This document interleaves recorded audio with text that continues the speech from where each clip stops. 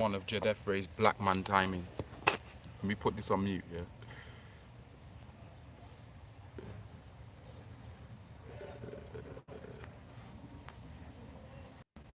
Right. Right. Let the tribe get here, man. Let's blast off. Blast off on this team. Yeah. This is my new scenery because I got visitors inside. I was trying to wait for them to go, but you know how family are. And then there's noisy. So I can't do it in the back garden. And down the street, they got them ton of guys down there making noise. So I'm gonna do it here. 1 minute.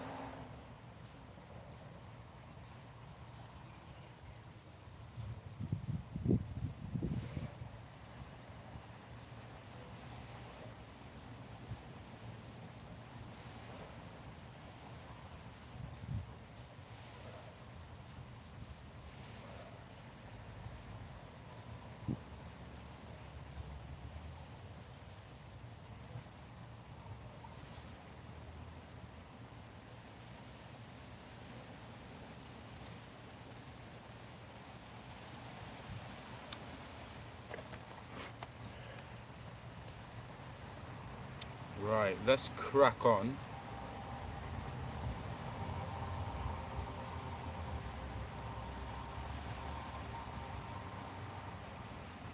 Yeah, last night's blood moon, I think a lot of people are sleeping on what that actually was. I got an idea of what I think it meant to me, what it meant to me. So I want to share that with you guys. You see what I'm saying? Can you hear me? Let me know if you can hear me clearly or if that thing in the background is too loud, yeah? Upanetu rumenuche kawun lalol bihu. He, she, the mother, father, creator, consciousness, who nothing exists except by the mother, father, creator, oneness, yeah? Bar kolum. Party staff part. Anuki fi pa ashuk shil kulum wa kul ashuk kalun fi ni. Anuki farugun shil kulum wa kul kalun farugun shil ni. Anuki wahed ka kulum wa kul kalun wahed ka ni. Nuk aikilu anjihu kama farugun shil kulum wa kub kama fariyudun. Nuk aikilu akwenu kuldek nuk akvuzi fi kulum kama tawul kama kafuzi kanunlia amidu fi kulum. Anuki kabaha wahud. Kulum kalun anuki. Kulum yakul nuk aikilu. Kulum dora nuk abmilu. Yeah, I'm just going to jump into this. Whoever joins us, yeah? But last night's blood moon is a lot more than just a fancy named eclipse. I think I'm just going to turn this off, you know. I don't think I need this today, yeah? That was a watershed moment in lunar eclipses for the fact that it started actually last month in June with that solar eclipse, and for that whole period this was the closing period for it. Okay, why it's special to me as well, most of you who are on my Instagram will know it was my daughter's birthday yesterday, Akasha. It was her 16th birthday on the 16th, and it was a blood moon, so I was already paying close attention to what this particular time was trying to tell me in terms of my own little truth and my own little family and that, okay? So shout out to Empress Lotus. I was having a discussion with Empress Lotus this morning. I love building with Empress Lotus. She always adds to me. And while we was building, I went into one of them Sagittarian rants. We was talking about Rashad Jamal, who I'll get to later, okay? And I had one of them Kodak moments, a real big realization to the point where I've never spoke about this before. I was supposed to, when I told you guys I'm going to tell you who I am and why I collect information in a certain way. But she brought it home to me while we was having the conversation earlier. It's not something that I've not been aware of, but it's kind of like, even like I've undervalued it. I've not acknowledged it. I've not recognized it until that conversation we was having today. Not just this is part of a bigger realization, but one of the parts of it is the fact that I have the ability to automatic write. That means certain times I'm simply just vesseling information, like it's not coming from me. I've said it before, yeah. Like I said, this is not the first time I've made myself aware of this. But the realization I had earlier was profound. It was a different type of realization. So I have automatic writing that I use in my when I'm writing songs. It's like I go beyond thought. So I'm not even thinking about what I'm writing. It's beyond thought, and it just comes through my pen, and I just transcribe it and put it down. It's the same for when I'm doing my books. Sometimes when I'm doing my books, I can go in such a heightened state of thought that I'm not even thinking about what I'm writing. My hand is just moving. And then by the time I'm finished, I'm not totally clueless of what I'm writing, but what I'm saying, I'm not concentrating on it. I'm not concentrating on what I'm writing, you know. I'm just writing it. My hand's just moving at speed. So today I'm having this conversation with Alethea, Empress Lotus, and we're doing VNs back and forth and type text messages on WhatsApp.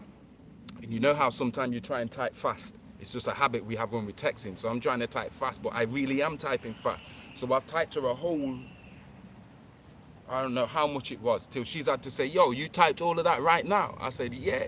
She's asking me, how did you do that? I said, yo, I tried to explain it to her and said, yo, I can't even explain it no better than that. I have automatic writing sometimes. And then I realized, hold on, that's one of my, I should be giving more acknowledgement to this automatic writing. She made me see that. Along with that, I get Sagittarian rants where I can be lecturing to you guys or doing a live or doing a talk, and in the same way I don't have to think about what I'm saying. Part of a Sagittarius trait is that Sagittarius is like to go on rants. We can just go on a rant about anything, football, God, the wife, whatever. It's one of our traits. We can go on rants. Do you understand what I'm saying? So I looked at, hold on, automatic writing and Sagittarian rants, because I sent to one of them VNs as well, going on a rant about Rashad Jamal. And so after I laughed at her and said, yo, sorry, that's the Sagittarian rant. And then that clicked. I was like, hold on, so automatic writing and going on rants, which is kind of like automatic speaking. And then that connects to now what I recognize in myself as claircognizance. I'll let you guys do the research on what that is, and clairsentience. Remember I told you that all of these higher powers, they subdivide into other powers, okay? So like clairvoyance, which is clear vision. You also have clairaudience, which is clear hearing. You can hear into other realms. You also have claircognizance, like I've just said. You also have clairsentience, like I've just said. So there's subdivisions of each one of these four higher senses, okay? Now, when we're speaking about the removal of the veil and the apocalypse, like I was saying to Alethea, I was saying a lot of the time, because it's like the removal of the veil, apocalypse, we've been programmed to think that someone's just going to pull down a curtain and then it's done, like it's an instant. Yeah, on this day, the veil came down. But it don't work like that. It's more like on that day, the veil began to come down. And it's a process. It's not something that's just going to happen in an instant overnight. And all of a sudden, now the veil's down. Everything that they never told us is just bang, right there and then, dropped. It don't work like that. It means now that the veil's down, things will start to reveal. Things that we never had a chance of finding out the real nitty gritty behind it. Now, because the veil's down, it's trickling out the media, but it's over. It's going to accumulate to a certain point. It's an ongoing process. It's not an instant. Yeah. And what I also wanted to say on that as well is that the removal of the veil doesn't just mean, it's not just talking about Cabal and Illuminati and all the bad things Mzungu did and false history. It is talking about that. That's the main piece. Yeah. But also on the flip side, the removal of the veil means the removal of the veil they placed on me and you, meaning the false identity that we've been given by this corporate matrix world, these straw men, where you now just become, and the word black as a black man and human, you've been given all these layers and titles that are false. So the removal of the veil is also about the removal of the false identity that the world gave us. We have to remove those layers and find ourselves and find our soul, find the real us, yeah, and redefine who we are. Throw away what the world gave us. You understand? That's the deep realization of the illusion of self. The self that they gave us to be selfish, mine, yours, and all of this different stuff. Yeah. The removal of the veil is for you as well. You need to remove all of them negative thoughts, all of the wrong information that you've been given. Remove that, because that's put a veil over you. Do you understand? Where we're not looking at reality with the right perception or with the right lens, because we've been veiled. So the removal of the veil also is talking about the work that we're going to begin to do on ourselves and start to see through this veil that's been placed on us, this false identity, this false self that's been placed on it. Yeah, you would then start to define yourself for yourself, the I am. You understand? All the layers come off. Yeah, you, like when the ancestors said know yourself. Yeah, they were getting at this, that time will come where you have to know yourself, not just like, okay, my name's Jedefre, but on a metaphysical level, knowing what your very nature is and how you're going to react in certain situations, knowing what your essence is, knowing your, recognizing your traits and what kind of personality you have. Do you understand what I'm saying? And recognizing your true identity and culture, not this Hollywood Bible business where they're telling you, oh, the culture, like this is our culture. That's not our culture. Do you understand what I'm saying? All right, let me go back to where I was. So yeah, the removal of the veil, apocalypse, it's not just about all of this Illuminati mainstream media stuff. It's just as much about what's going on inside of you. The war that's going on inside of you because of all the bullshit that they put inside of us that gives us a conflicted view of reality and has got us out here holding on to certain things that ain't even of no benefit to us or have nothing to do with us. It was part of the control mechanism to keep us on this level, all right? So it's a process, not instant. It means both. The removal of the veil is everything we speak about normally with what they call woke culture and conspiracy theories and all of that underhandedness that is now coming out in the media. But it's also about each individual taking a veil that has been placed over us, so we can't know ourselves, so we can't know our true history and the true history of the world and the legacy of us as indigenous people and stuff. That is also very much a part of the veil. So that started on December the 21st, 2020, which was actually 2012, according to the Olmec, the Ethiopian and the Mayan calendar. We go by we're supposed to be going by the Ethiopian, the Olmec and the Mayan calendar. We ain't Gregorian Greeks. This calendar that they're running now in the world, that's not our calendar. So according to our calendar, the prophecies about 2012 was real. It never happened in 2012 of this calendar. Nothing happened. In 2012, everything was normal. The only thing that happened is they made a movie out of it. They called it 2012. Oh, it's the end of the world. But the end of the world never happened in terms of what the Mayan prophecies predicted, in terms of this political unrest and anarchy all across the earth plane. Different countries kicking off at their governments, the return of the star people, signs in the sky, climate worries. All of that started happening in 2020, all of it together. So 2020, according to our calendar, is really 2012. Do you understand what I'm saying? So that was the removal of the veil. When you hear them speaking about the crystal skulls with all that Indiana Jones stuff, yeah, that was really talking about the removal of the veil that's going to start in 2012 of their year, not no Gregorian calendar. So 2012 of their year was our 2020, yeah? We are our own worst enemy, yeah? The black devil is the worst devil. I forgot to say that in the Black Devil Live, talking about them and Leelites. Out of all the devils, we all know that the Muzungu is a devil, that he's a devil that was created to run the circus in this realm. He was created by higher demons, what we're calling Alpha Draconians or Demiurge or Greys, Pleiadians, Tall Whites. These Muzungu on earth, they were created to, I'm talking about the authorities, they were created to be the devil on this earth plane. You understand? The black devil is the worst of them. If you ever encounter one, you will find out. And that's why we have sayings like, keep your enemies close, but your friends closer. Because these guys, these black devils and stuff, they come as your friends. They come as your friends. And one of them, you know, in your life now, when you think, yo, this guy's a frenemy or that girl's a frenemy, these frenemies, they're 10 times more dangerous. Yeah, they're more dangerous than 10 enemies. So one frenemy, one black devil around you is more dangerous and destructive than 10 enemies. And that's why we've got to profile our circles, the people that are interacting with us and cracking sarcastic jokes and certain things. You got to be able to recognize, okay, you're moving like a black devil. Your signature's off, your spirit's off. The black devil is 10 times worse than the Muzungu devil. And like I said, he looks like you, he smells like you, he walks like you. There's really no way for you to know he's a black devil other than his nature, yeah? So frenemies, one frenemy is more dangerous than 10 enemies, yeah? Keep your friends close, yeah? Vet them, yeah? By way of how they interact with you and the intent, whether they have some kind of agenda or not. Do you understand? Because everybody that's around you is not your friend, okay? Right, when we spoke about these black devils in the last couple lives, yeah, we mentioned how they took over the secret societies, yeah, and then put pale faces to front these secret societies, yeah. Now, just like how Freemasons are to secret societies, you got to watch the conscious community, yeah, because the conscious community, black devils are to the conscious community what Freemasons are to secret societies. The conscious community is a secret society in itself. I'm not talking about all of them, but I'm talking about the government infiltrated this shit and it's planted ops in the conscious community because they know we're not going to waste time listening to no political leaders or none of that really. That's corporate black people. Real black people, we listen to our community leaders and stuff.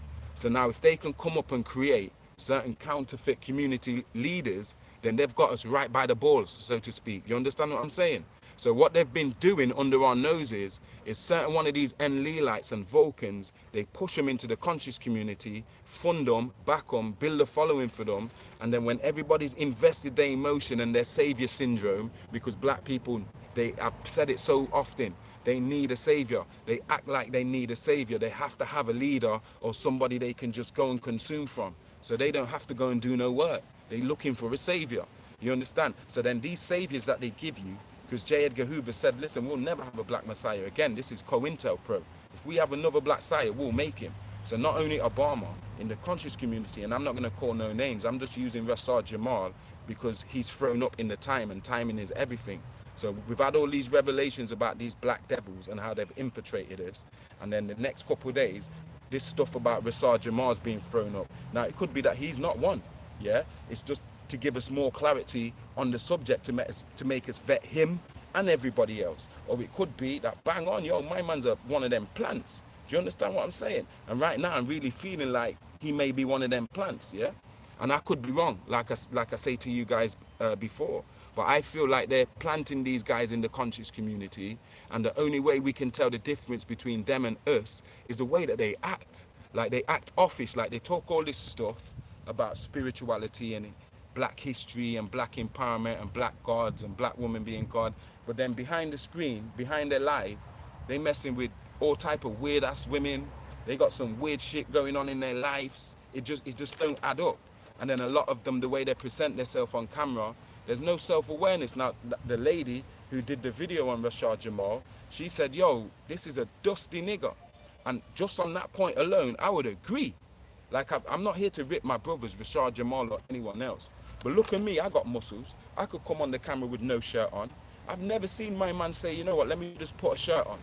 Just to like, presentation, yeah? And they might be little things like nothing. But to me, all them little things into a big picture. Where I'm like, hold on.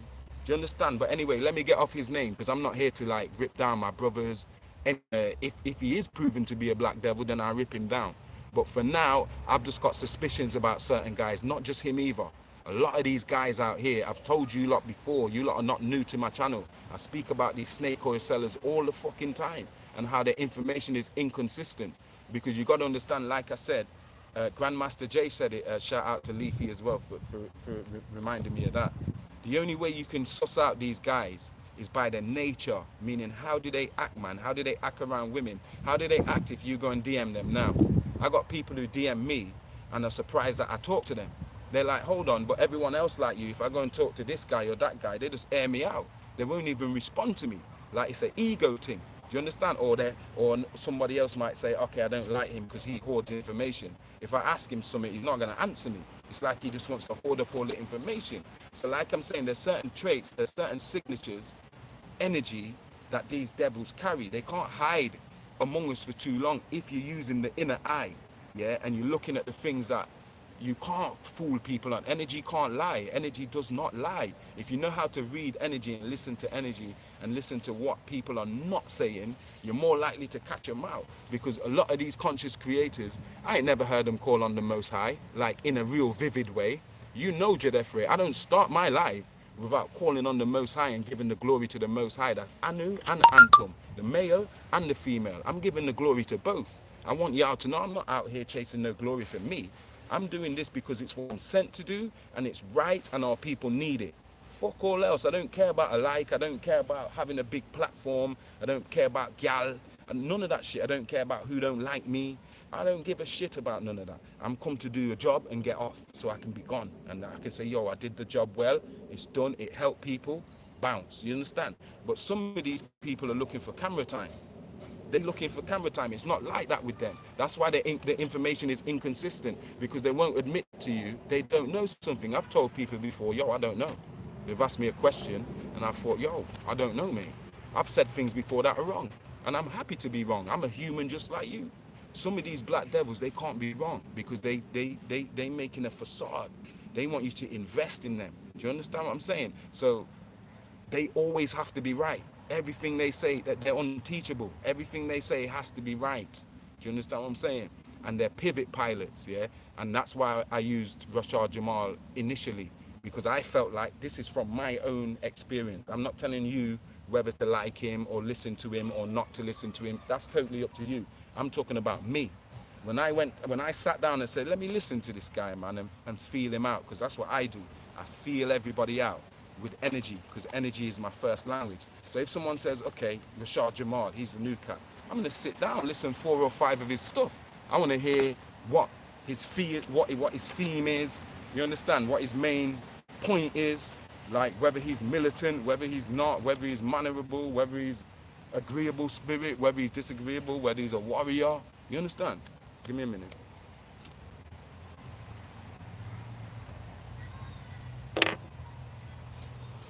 I'll be honest with you, when I went and listened to his stuff, I thought, okay, this guy's a pivoter. What I mean by pivoter is like, they have certain bits of the information, but they've not really studied this information. It's a gimmick, do you understand? So now, they have certain little parts of the information that's in the middle, and everything they don't know, they just make up a whole bunch of bullshit, dancing around this pivot, dancing around, because we know the bulk of what he's saying is for real. You understand? It's like Hitler said in his Mein Kampf, yeah, My Struggle book, when he said, yo, just put a little bit of truth in there, and then just put a little bit of lies around it, and that, yo, that's the best way to trick people, because it's got truth in there. So just based on the little bits of truth, people are willing to, oh, I don't really know about that. You safe, yeah? Well, go on, you good? Long time, man. For call doing a live, bro. Doing a live. You know, video, cameras, live? Yeah, where you coming from? Yeah, yeah. Yo, where do you live now? Where? Go in and say salam, man. Mum's in there. My cousin, he just popped out of nowhere. I ain't seen him for time. This nigga's taller than me. Probably about what? 21. Something like that. Well, two of my cousins. You good, yeah? Yeah, yeah. So I told him go and give salam to my mum. She in there teaching one of her students, innit? And that's why I didn't want to do this at the back, because it would interrupt her lesson with a student, Muslim student, and then she hears me ripping certain shit outside. She'll think, what the hell's going on? But yeah, where was I? Yeah, they pivot around certain bits and pieces of the information and then make up the rest. They just make up all this bullshit and sensationalize it, and then they don't give you no reference for the part that they made up or the part that they've misinterpreted in their own misinterpretation. So in that way, they're misguiding the community, and black people are so gullible and so unread. A lot of us ain't read these sun cycle scriptures. A lot of these guys online telling you this and that. If you was to quiz them and turn it back round on them in the comments, say, okay, what do you think about Rod Hayes and what he says? More time, they don't even know what man said. Yo, it's just a gimmick thing for them. It's like scrolling on Instagram. And who can get the more glory? I'm gonna be bigger than you. You're gonna be bigger than her. She's got a bigger following than him. You understand? Where it's kind of like a versus thing. It's not no cooperation going on there. The only cooperation is to keep the divide. I feel like a lot of these conscious community people are put there to keep the divide. They want us. All right, inshallah, salam, yeah. Yeah, there's no. They're not held accountable for what they say. People just lap it up like they're at the movies, like it's a Spielberg script or something.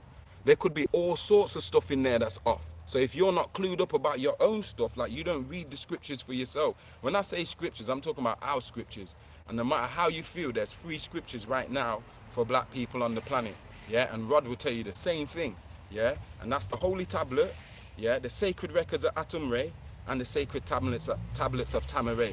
Yeah, the Holy Tablet come to bust up the 7 seals and expose all this religious bullshit. When it's done that, you're gonna have so much questions that no one can answer. That's why the Black Book came, to give you the science of all them questions you're gonna have now that your illusion is destroyed. And then the Gold Book is just prayers, certain special prayers that you can do direct, and I should use the word supplications or reverences. You understand? So you can ask certain powers to assist you in this realm. Like if you got a challenge, or if you've got something to do, and you want to call on help, so that your effort is ×2, because you've got forces behind you to push you in what you're doing. Do you understand? Those 3 scriptures was the 3. I'm going to talk about them in the Black Notre Dame live anyway, so I won't go too deep into that now. But what I said that to say, a lot of these guys that come online, they've never read none of these scriptures, man. And I'm not, and it's not like they need to read them to agree with them. But just the fact that you can say, okay, I've read Mein Kampf, I've read Hitler's book.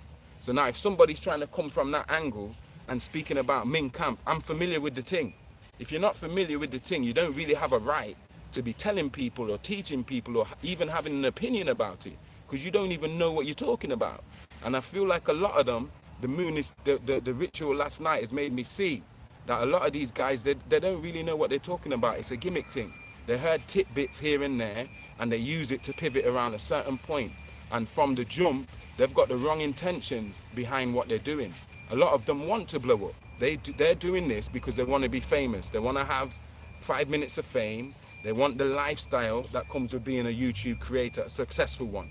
If you blow up big on YouTube and you're a successful YouTube creator, that's a good pay. That's a good lifestyle. All you have to do is come on your phone or your laptop, talk a little piece for 1 or 2 minutes. Safe, brother. Respect. For 1 or 2 minutes and you get paid. It's like a job.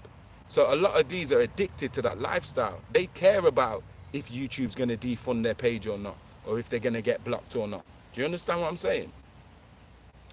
Bad intentions and the wrong intentions, you will know them by their nature. Now let's speak about being woke. The whole concept of being woke is another gimmick thing. Being woke is not the same as being enlightened. You understand what I'm saying? It's two different things. Hold on.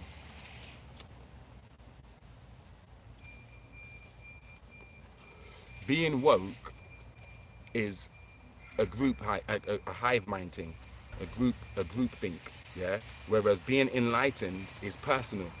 You can't enlighten with nobody. It's not, you're not holding hands with your best friend or your colleague or whatever.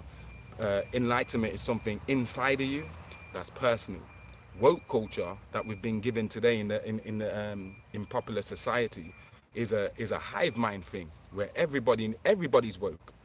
Everybody right now knows about conspiracy theories. They might not know the truth about them, but they're aware of the conspiracy. They're aware of what we say about the fucking jokes, the vax. They're aware of what we say about how the plague came about. They're aware of what we say about the Cabal and the 13 bloodlines and the falsification of history and reptilians and Anunnakis. Like, everybody's aware of this shit. That's what woke is. But woke means nobody ain't gonna do shit about it. Nobody ain't gonna look deeper. If you're woke, you ain't gonna look no deeper. It's enough just to say that you're woke and just to post maybe 2 memes online or whatever, but you're not in depth, you're superficial, you're just on the surface. You just know a little bit about everything, but you don't know a lot about nothing. You've never really took the time to research. Being woke is enough, it's cool. Oh, you know about that? Yeah, I heard about Epstein still alive. Okay, and then it's done. The conversation don't go no further than that. It's just a thrill thing, a little hype thing to make you look like you know what you're talking about. You're clued up about the world. So this is coming from the powers that be, where they're like, yo, this enlightenment, this awakening is going so hard, we're going to have to come up with our own form of awakening and kind of gimmick it out. So that's what woke is. You understand? Being woke ain't being enlightened. It's not about being in alignment with your dreams, your purpose, and taking action. You understand? Woke people are talkers. They like to talk about certain conspiracy theories, whether they believe them or not. Doesn't matter. Some woke people believe in the shit. Some woke people don't believe in the shit. But none of them are taking no action. They just going to talk about it and post about it and scroll about it. Do you understand? And then out of that comes the critics and the debunkers, who you can also consider from the woke group, because they all know about these shits too. The debunkers, no matter what you tell them, they just already told themselves, I don't believe in no conspiracy theories, so I'm going to look at all of them and prove all of them wrong.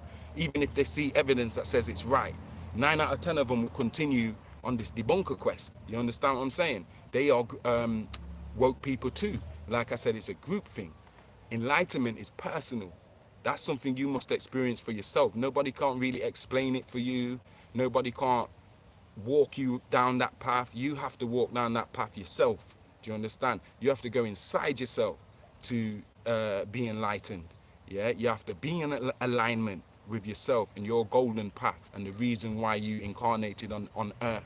Not just walking around here saying that you know little bits and pieces about this, that, and the other.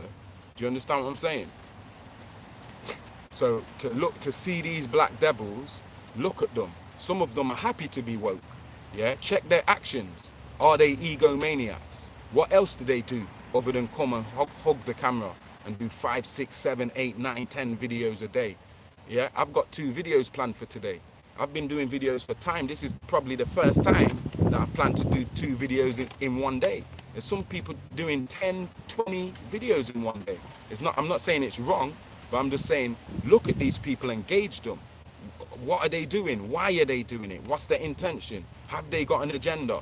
Is it more about them? You understand what I'm saying? Check the nature of these black content creators coming online. It's more necessary now because of what we know about these Vulcans and these black devils that keep infiltrating us. And from what I've got from the download I had earlier, I'm feeling like most of these people, 9 out of 10 of them in the conscious community, they're not who they say they are, man. They ain't who they say they are, and that's why we never seem to get nowhere. It doesn't matter which leader comes, whether it's Grandmaster Jay, whether it's Dr. York, whether it's Dr. Sebi, like the information they bring doesn't really bring no changes. I mean, lately it has been, It's been different because you can say, yo, since Dr. Sebi came and died, a lot of people have, yo, cut down on their meat and switched to this alkaline thing and switched onto a vegan thing. So changes are being made.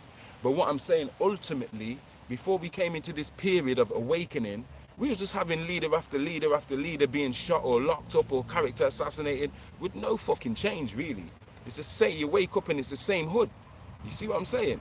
Now, if you go into the Bible, Genesis 3:15, we keep talking about Genesis 3:1, yeah, the serpent seed, going all the way to verse 15, it tells you about this serpent seed, yeah, how the serpent had his own seed, or these Alpha Draconians had their own seeds, or we're talking about the same Vulcans, yeah, Tarnush and fucking Halal and Enlil and Nanasin and all of them that were waiting for Cain, yeah. And once Cain fell out of grace, because humans were held in high esteem before Cain did that sin, yeah. And remember in the story, these demons, Enlil and them, they don't like us. They don't like humans. They want us to be dumb and just mind goal and just be slaves so they can just dispose of us, yeah. So they didn't want to celebrate us when we was in our, when the other side of the agenda is saying, yo, humans, hooray, let's celebrate. They didn't want to celebrate. But notice, as soon as Cain sins and he gets chucked out the garden, somebody's now protecting him. Now you got an angel that's put a mark on him, the SWAT sticker, and says, yo, nobody's going to harm you. If anybody harms you, then I'm going to move to man, so to speak. The angel's warning, put a mark on Cain. So anybody that sees Cain will know, bastard, these Anunnakis here rolling with Cain, so I can't really mess with Cain. Do you get me? These Anunnakis that did that is Nanasin and Enlil and them. So they took this Cain, yeah, moved him into the land of Nod, yeah, married him with black devil seed, because nobody's explained to us where Cain gets his wife from in the Bible. They just tell us he went to the land of Nod and there was other people there. So that means Adam and Eve and all of them, they're not the only people on the planet, because now Cain's got chucked out the garden. All of a sudden there's other people on the planet. All of a sudden this nigga's got a wife. So they married him into their seed, and then notice now, for the rest of the Bible, these Cainites disappear. They start telling us how Cain and them built cities and they were smart. These are not dumb people. These people are smart. They're building cities and shit, man. Super smart people. And then all of a sudden, the Bible just stops mentioning them.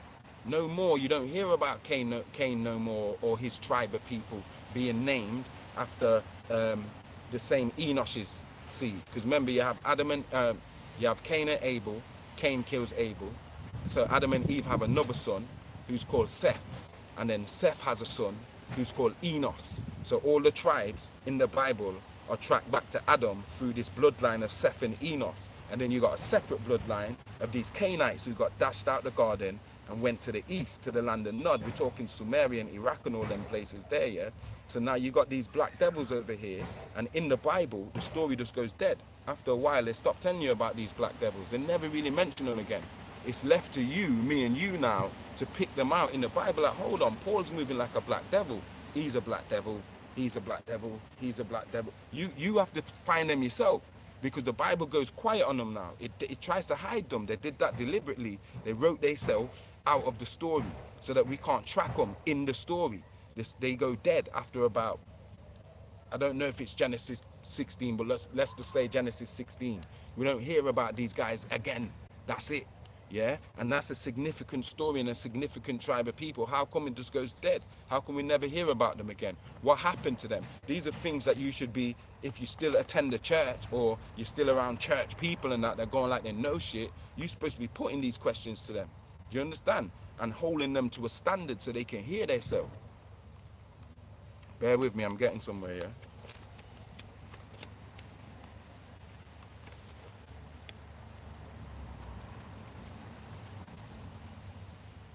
Yeah, so when you see all these Barbie dolls, like I told you, these celebrities and the people in society that mimic them, oh, Barbie dolls, and they're going to have a hot girl summer and they're going to have a hot boy summer, and man that are like sleeping around recklessly with like 16 different gal and stuff like that, and spreading disease and all. There's many black devils throughout all stratifications of society, man.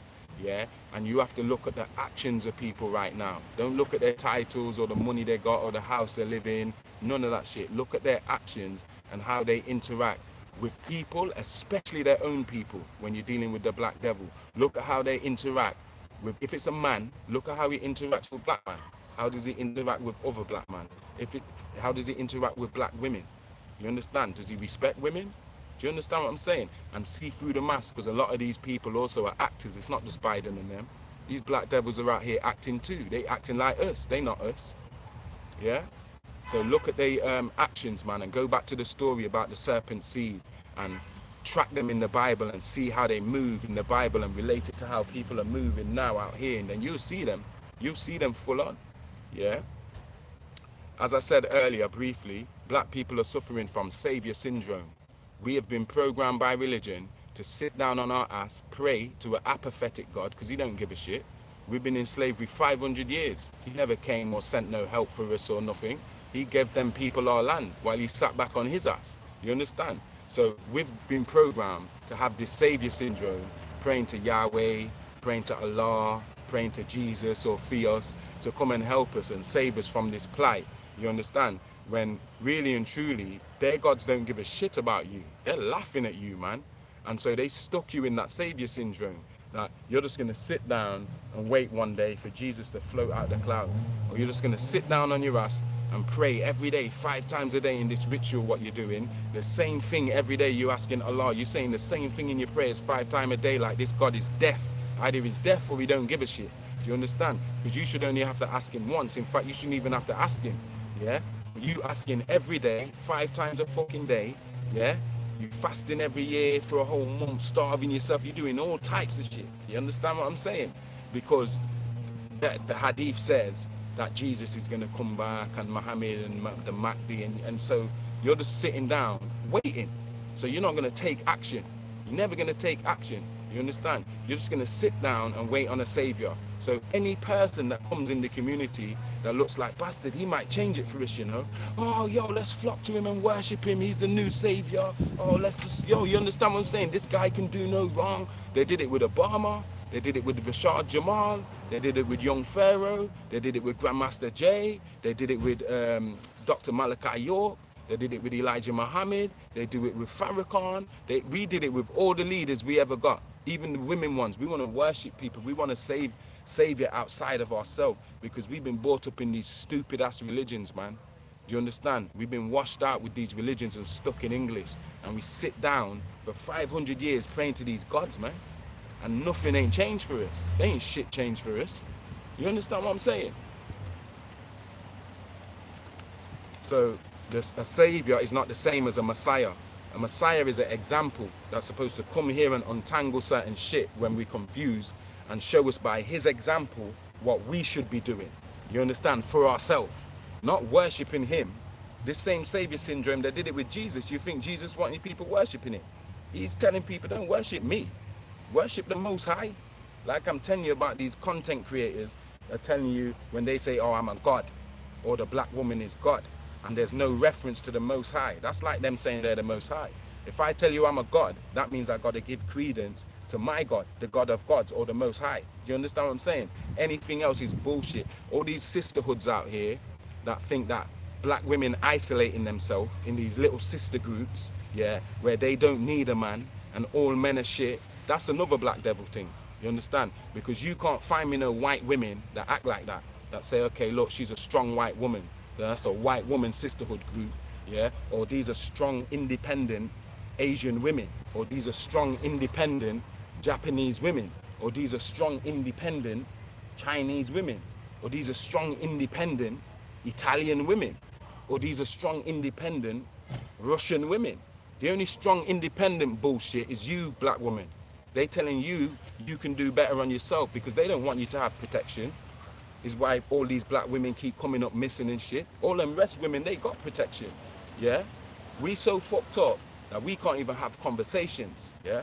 We scared to have conversations with each other. Black women are scared and untrusting of black men. Yeah? And black men are untrusting and suspect that black women are just gold diggers or just angry or just, you understand what I'm saying? So they trying to separate us as an entity and keep this divide between us. It's our job as black men to make these sisters feel comfortable. I was saying this to a sister, I'm not even lying. Do you understand? It's our job, man, to make them feel like, yo, I can talk to my man about anything. He's not gonna judge me. He's not gonna make me feel less than I am or I'm not pretty enough, or go and betray me with some Tamahu Mzungu woman and shit like this. That's on us. We have to take accountability for that. If that's how they feel, we haven't done our job.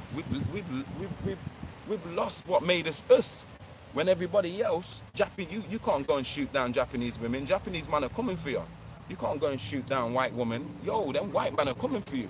Ku Klux or Italian or British, whoever. American, they go and find your ass. Yeah? Black people are the only people. Oh, yo, 500 black women turned up missing, is it? And black men are still going out every weekend partying. What are you celebrating? What are you partying about? The fact that you're shit, that you don't have no accountability, that you don't have no respect in the world no more. You don't even have respect from your peers, from your fellow black man. Never mind a white man or a Chinese man or a this man or a that man. Same for black women. You don't even respect each other more time. So why do you think a white woman, a Karen or whoever else is going to respect you when we don't even respect ourselves? We don't even want to protect each other. We don't even want to invest in each other. All this is what the black devil did when they infiltrated us and gave us this culture. That's their culture. That's not our culture. All this hip-hop stuff, trap music, Barbie doll, fuck culture, that's not our culture. That's the black devil's culture that he gave you. He gave you that culture because he knows what your culture is and what your power is. So there's loads of them, yeah? You're going to have to find them for yourself. If I start calling people's names out, they're going to say Jadefre is a hater. I'm not here to hate on people. So you're going to have to take what I'm saying here and apply it to these motherfuckers out here and start defining for yourself who's who. Or you're going to get caught up out here and being serious. So yeah, ask the church, ask the pastor, where did Cain get his wife? What happened to them in the story? Because it just cuts out. What happened to them? Yeah, because they was having baby after baby after baby. The shit was popping for these men. So how come the story just finished? Where did they go? Who are they now? This is what we're supposed to be asking these people on the pulpit and shit, man. If not just to see what they tell you, because they ain't going to be able to tell you. They're going to give you some bullshit answer.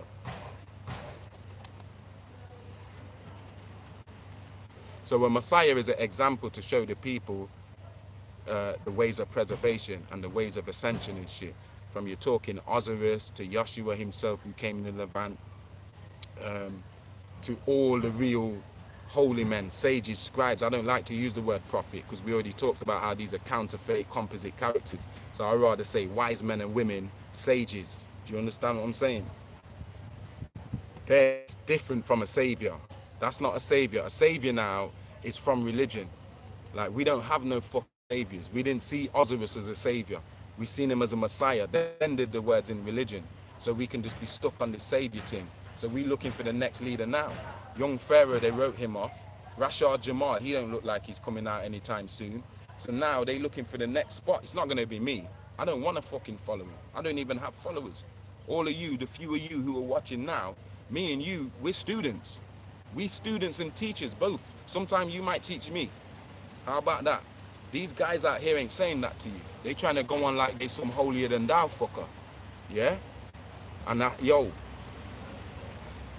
So a Messiah is anointed, meaning he's anointed by holy men to say, you know what, you're a good example. And because you're a good example, we're going to anoint you in the name of the Most High. So, like, we've acknowledged how holy you are, how divine you are, your effect on the people. Sure, you're a Messiah. They took that and made it into some savior thing with their Jesus story. They fucking Caesar Borgias Jesus story, yeah? And even in Jesus story, yeah, because they really using our story and just twisting up the fucking truth and adding up lies in there. In that story, like I mentioned in the last live, Jesus' son, he's a black devil. So is Paul, the apostle Paul, he's a black devil. Paul tells you, I'm sure it's in Acts 13:1, Paul tells you, he's a sinner. He says every time he wants to do good, he ends up doing sin. That's a black devil for you. He gives you the description of why he's a black devil, because, oh, I just want to live for God, but I can't. I actually can't. Why can't you, Paul? Because I'm a black devil. It's in my nature. It's in my genes. It's recalcitrant. So it's just wishful thinking for me, trying to tell myself I'm agreeable. But he already knows he's disagreeable. They spin in the story to tell you this is some kind of apostle.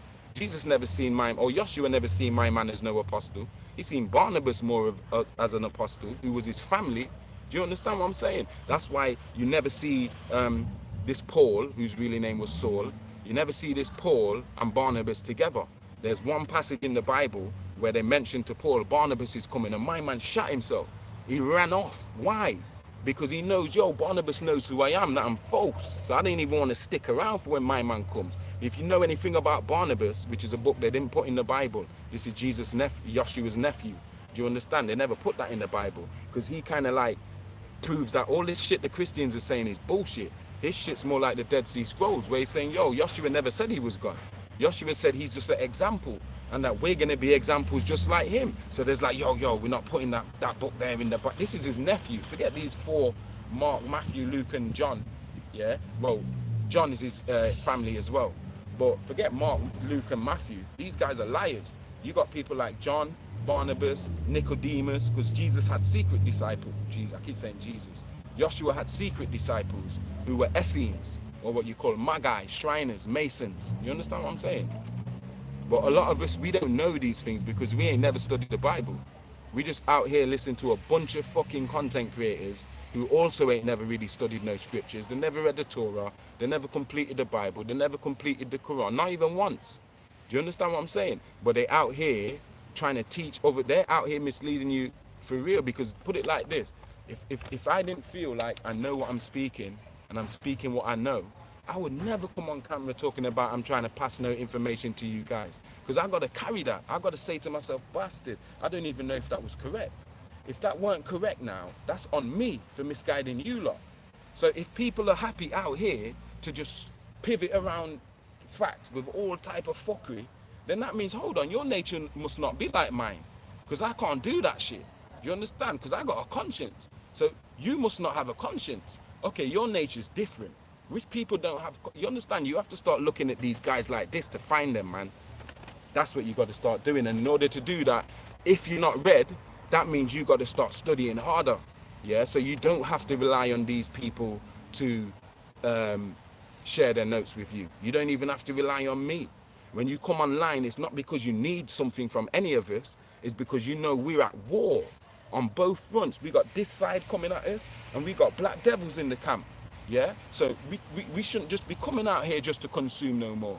We should have a whole team that's just out here watching people, just like social media watches us, how they got fact checkers and that. We should have black fact checkers that jump out on your ass and say, hold on, Mr. Rashad, can you prove this shit? We want references, we want this.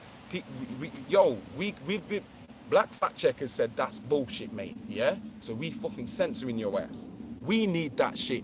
That's how deep this war's gone. That's why we keep losing. That's why we keep having black people shot up and shit, in Walmart shootings and all types of shit. Because we don't have no structure. The enemy is structured, you know. My man got military, he got nukes, he got fucking eyes on the street, he got drones in the sky, he got teams, he got undercovers in society, he got black devils in the camp.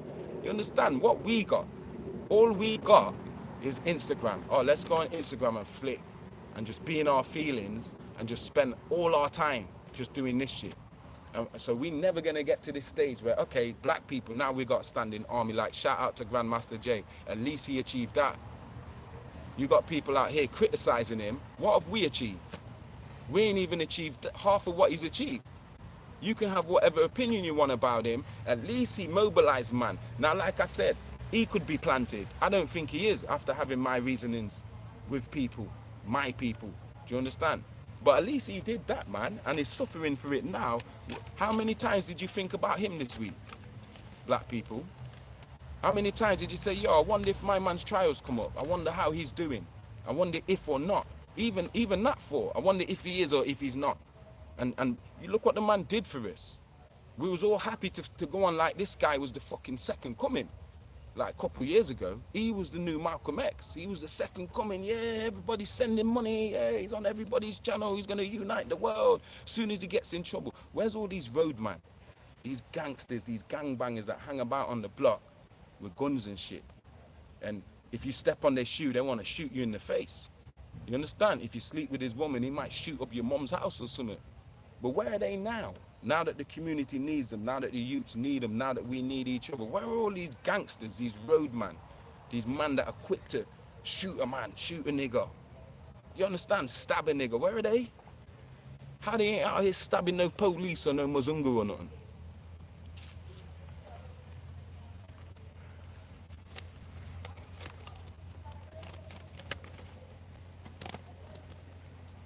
They wrote themselves out the Bible so that we couldn't track them no more, these black devils. In order to track them now, you have to go into the history of the Moors and the history of the black Jews. Do you understand what I'm saying? They made Muzungu, these black devils, after they got kicked out and they went into Nod and stuff. Why they're not in the Bible is because they mixed in with white folks. And when I say that, I say it like this. They had white folks like slaves. So when you hear the stuff about how black people had white people as slaves first, that's them. That's them that had the Slavics as slaves. Some of them Etruscans, some of them first black Romans, and that's them. Some of them black people up in Russia and all of that shit, that's them. Don't get it twisted. Do you understand? And they made white people worship them. Because we don't want no one to worship us. If they worship us, we tell them, get up. Yo, get up on your knees. Why are you worshiping me for, rude boy? Worship the Most High. Do you understand? But they made people worship them. So there's certain Moors that you see in the paintings with all the white people around their feet and like grabbing their legs and the fucking white women and shit. You understand? That's them, man. You understand what I'm saying? That's them, man. That's not us. Do you understand? I know we like to claim it because we're like, look, we weren't always slaves. See this Moor here, he's rich, he was and the coat of arms and all. Yo, that's them, rude boy. Not all the time, but more time, that's them, especially later up. Just earlier back, it probably wasn't. But later, all that shit got infiltrated. From here, with the House of Stuart, when they had the Jacobite Wars and removed the House of Stuart and brought in all these other fucking bloodlines. Over there in America, same thing with Cortez and the conquistadors and them coming and bringing them fuckery. You get me? In Australia, same thing with the English arriving there in the 1700s and just brutalizing the Aborigines. Yeah, India, same thing. Aryans coming out the mountains, wiping out the Indians till today. You think them people are Indians when they're not really even fucking Indians. They're Hindus, bro. You get me? It's a mad thing going on. And we still out here arguing about trivialities and shit.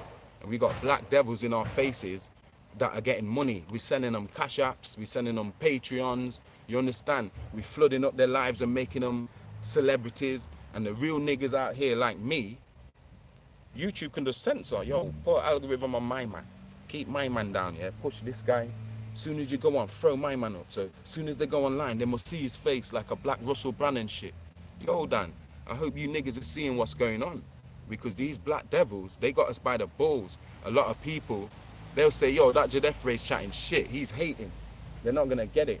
But from what I see, 9 out of 10 of these niggas out here, I don't trust them. I don't care if I'm the only man on the planet that says that. Yeah, so what I wanted to say, when Cain made mankind fall from grace, it's only then that Enlil and them want to interact with these humans on a level now. Yeah, see, I told you these fuckers ain't no good. Okay, now you ain't no good, yeah. Come, man, I'ma look after you. Come to Nod, man. Yo, no one can kill you, you know. I tried to tell him, you know. And now you're going to craft him. You're going to mold this character. You're going to mold this black devil the way you want. Yo, marry her, fam. Yeah, yo, she's good stuff. Marry her with this black devil. Now you're crafting your own breed to counteract Enki. Because Enki got super niggas over here. Them niggas is on spirituality. Yo, I heard them niggas is ascending and shit. Them niggas is equal to us. I can't have that shit. I don't wanna fuck all this shit up. Yo, this is your job, yeah? Do you understand? This is what's been going on. Yo, and like Alethea mentioned too, it's our family. It really is. Because Enki and Enlil are brothers. So in a way, it's like our family. But it's not. You understand? Because family is the people who have the same heart and the same spirit and the same nature as you. All that other shit is 3D, man. You get me? But anyway, that's what they did. And so they took him to Nod. And that's where these Cainites, Enlilites, Vulcans, whatever name you want to call them, black Jews or Zionist Moors, yeah, that's how they crafted them. And they catered to him in Nod, which is in Babylon, in ancient Babylon. So when you read Sumerian tablets, when you get up to the later times, yeah, this is what it's telling you of Babylon and all of this stuff. That's some devil shit. Do you understand what I'm saying? That's some evil, devil, Satan, Lucifer shit. That's what it is. And that's why they kept running up into Egypt, black men, brown men, running up into Kemet and the Nile Valley and warring with the fucking pharaohs and that. I always tried to wonder, why are they fucking running up? And then I sussed it, okay, Mesopotamia, that's an Enlil thing. And Enki and Egypt, that's an Enki and Murdoch thing, or Ningizeda, Tahuti thing. So that's the split right there. They don't tell us that. You understand what I'm saying? They just keep telling us, oh, Samaria was first, Samaria was first, Samaria was first, when it really weren't. It was Atlantis before Samaria. Egypt was already up and running before Samaria. Do you understand? Lumeria was already up and running before Samaria. When the ice caps melted and everything had to reset in that giant reset, then things were restarted in Sumeria. That's not the first place. Even the Sumerians know that in their records. Say, yo, they talk about the old days and shit before the flood. You understand what I'm saying? Don't get me wrong, Samaria existed before the flood, but the way they try and tell you like civilization started 6,000 years ago in Samaria, that's a bullshit story. Yeah, that's lies with the half truths and whole lies. So, as I said, they made the Mzungu worship them as gods, so they can pass themselves off as gods and live as gods on earth, these black devils and shit. And remember, they came down in Genesis 6:2. Genesis 6:2 is talking about these same 200 of them, 200 fallen angels came down, and it says that there were giants on earth in them days. And then it says, after them 200 angels fell down to earth, then Anu sent his beings to earth to counteract these angels. That's in Genesis 6:4. They're known as Gibborim.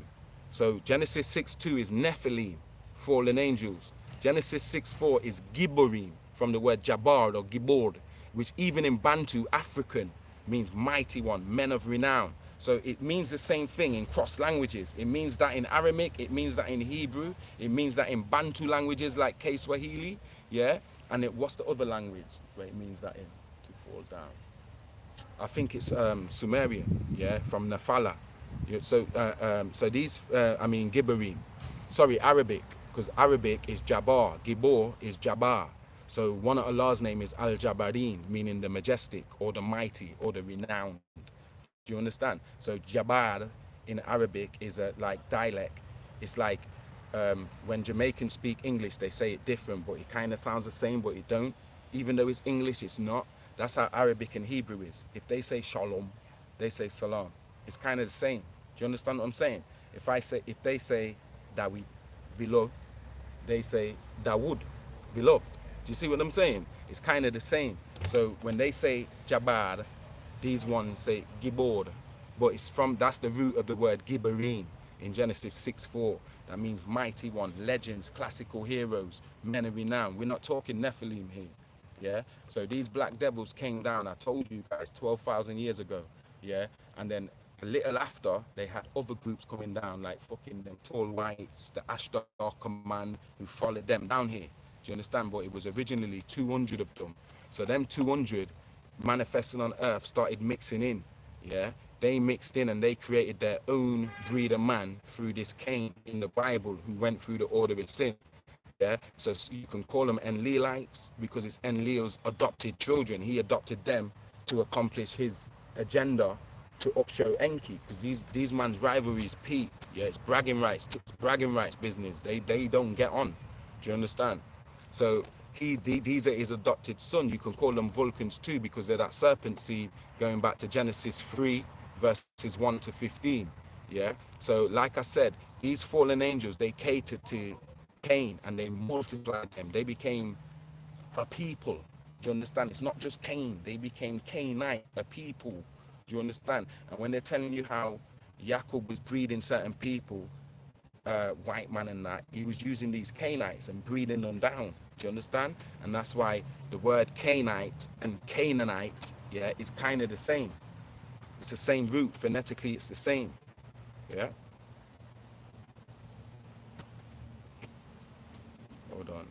Yeah. So, and they used Mzungus for slaves, and what they did, like the fallen angels do, is marry the lightest skin ones, like the reptilians and stuff. If they have an albino born among them, that albino becomes a leader. They see defects as like, oh, that's a sign. These reptilians. So if one of them's born white, because most of them are dark, like dark black, dark green, dark brown, some of them are born albino. The albino ones are worshipped by the other ones, like, yo, my man's born albino. On the flip side, that's a good thing for them. So they're the ones who came up with all this racism shit.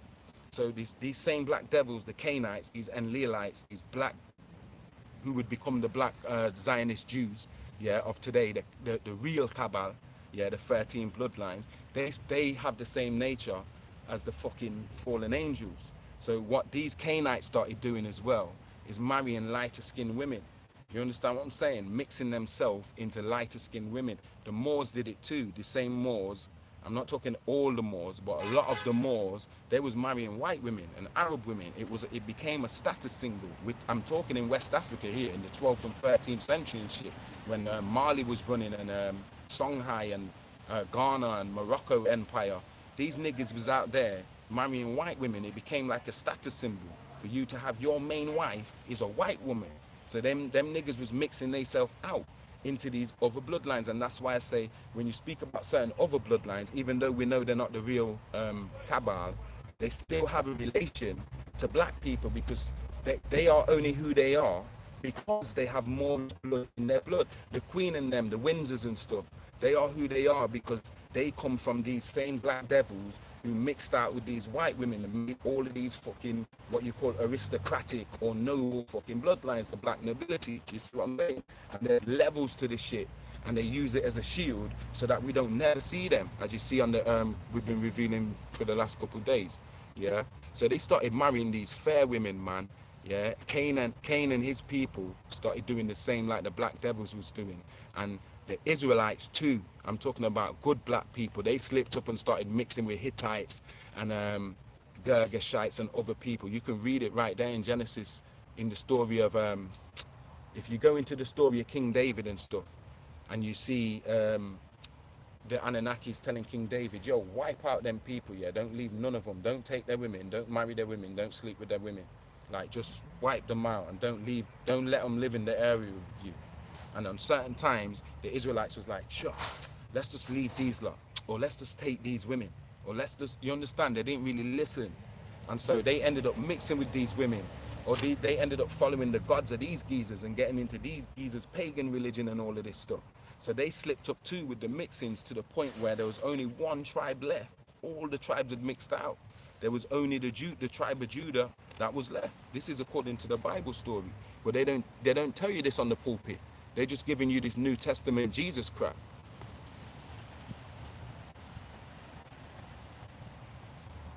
Yeah, so they married the prettiest Mzungu women. They give you these stories like the Battle of Troy that was started over a woman, Helena and stuff. That's them. They fighting over these pretty white women and having wars with each other. They're nearly mashing up the world over this shit because it's status, it's bragging rights and that. Yeah. Today, these Enlilites have turned into Zionist Moors. They don't go by that name because obviously that name's a conflict. Yeah, we don't even see their faces. But that's the term we can use when we want to just talk about them as a general. Yo, Zionist Moors, yeah? They're fucking black Hebrew, yeah, Moors. That's the fuck they are, yeah? And they made themselves great leaders in our history. A lot of these people that they give us in history is fucking black devils. Where we think, yo, this guy's great. Let me see if I can give you an example. Prince Class. Sorry, Prince Hall. Them niggas is black devil niggas, man. Yeah, and a lot of them niggas is made up. And we celebrate these dudes like they're some kind of heroes in our history. You understand? They can tell us, they can make up a character and tell us this guy did this. Yeah. And we don't know. That could just be a program like the Matrix, like on the Agent Smith thing. They just programmed us like Harriet Tubman could be a line. Yeah. I've heard a lot of people say that. Like Harriet Tubman, yo, that's some liar. Oh, she was a sellout. She was helping him. There's a whole bunch of shit we got to clarify for ourselves, man. We can't leave it for these Mzungu to teach us no more. You understand? That's what time it is.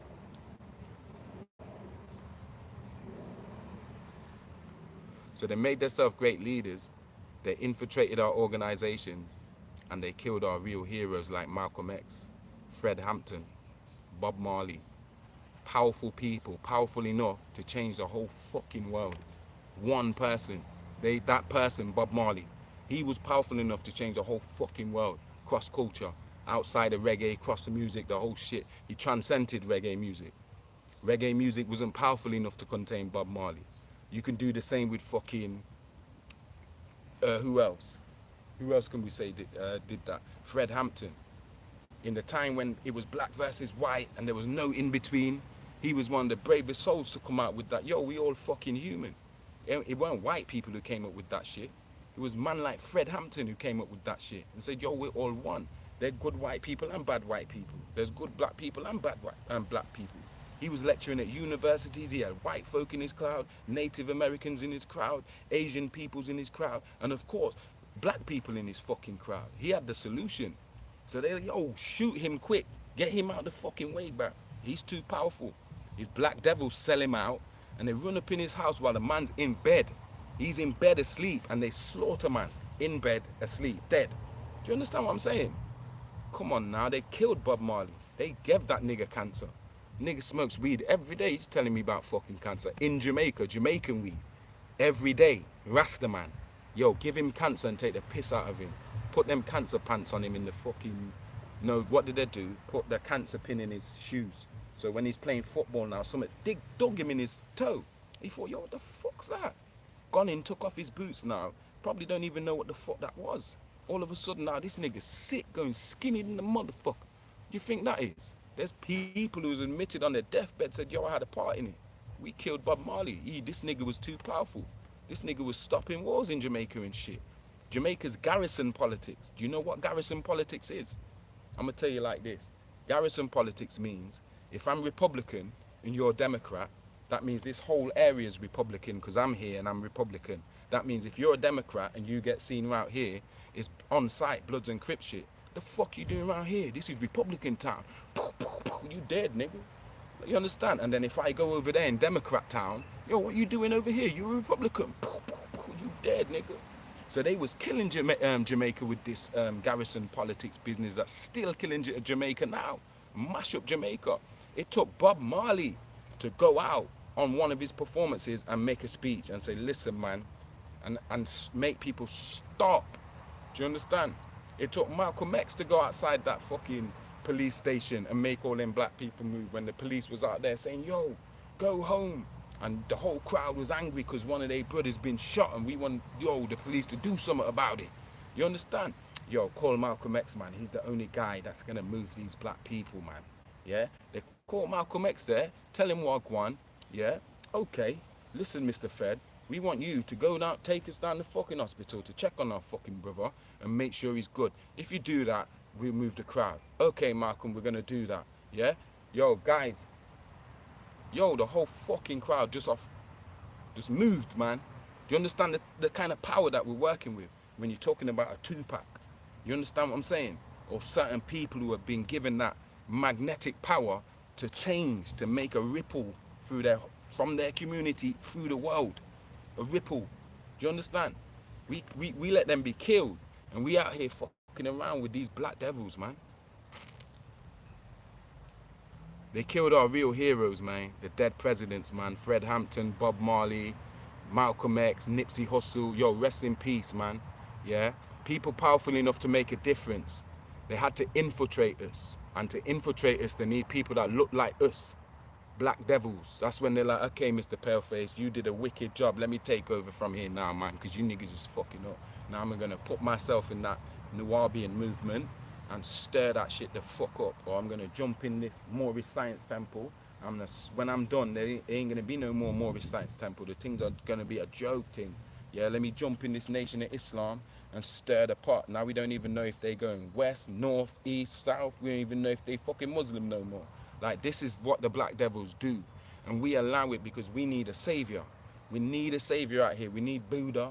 We need Jesus. We need a Horus. We need a Osiris. We need a fucking matriarch. We need a Mahdi. We need a savior. We need everyone but ourselves. When Dr. York used to say, yo, the helping hand is at the end of your own arm. What do you mean? Yeah, God's going to help us. You can't just do your own thing. This is how religious we were. Back in his day, in the 70s and shit, when he was saying, yo, the helping hand's at the end of your own arm, man. And niggas didn't even get a statement as simple as that because we're so steeped in this system, whether it's religion or politics or racism or whatever it is, man. It's a mad thing out here. Yeah. They infiltrated all the most important and influential institutions, yeah?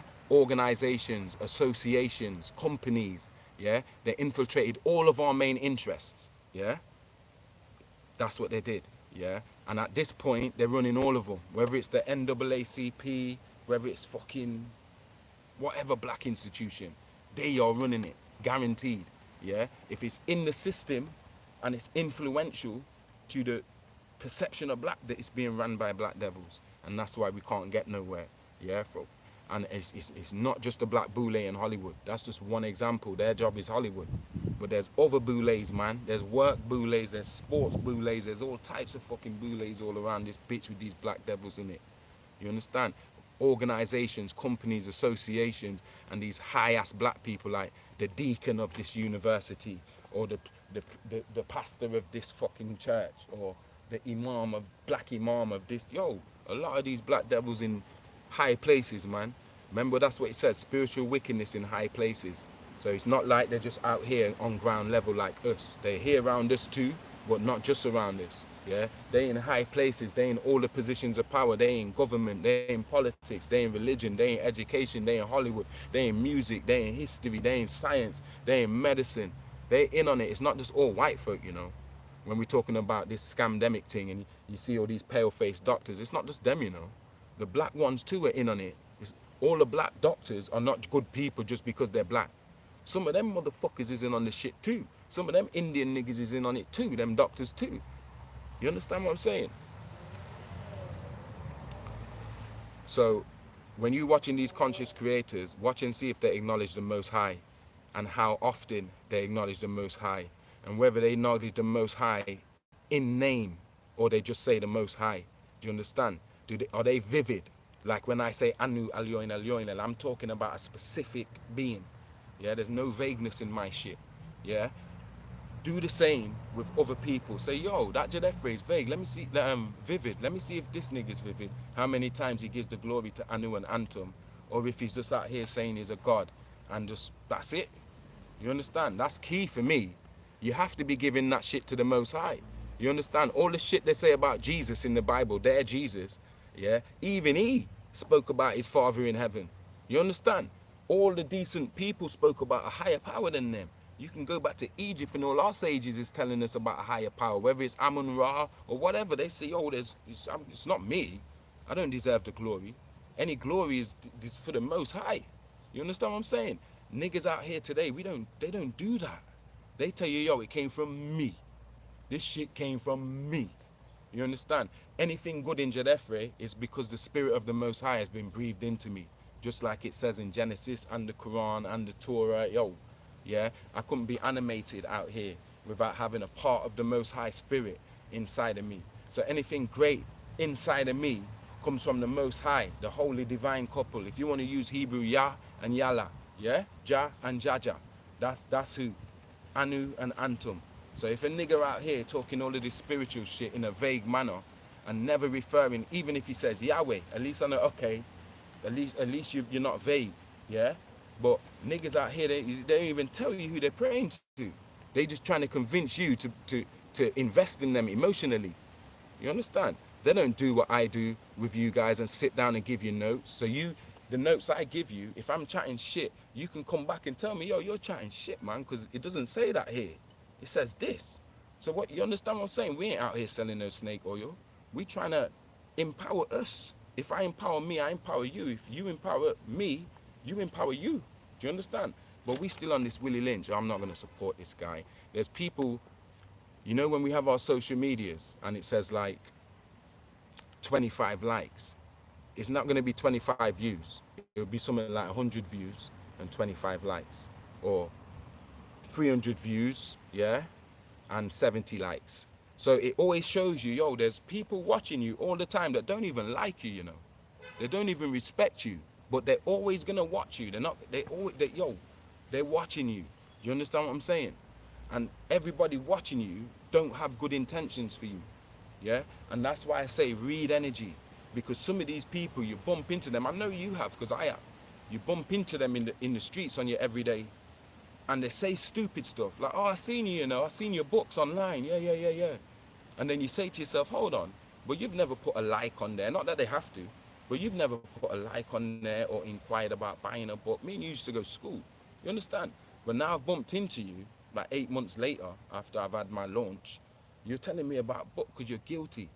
Because you're one of them geezers watching that don't really have no good intentions. Look at this nigga.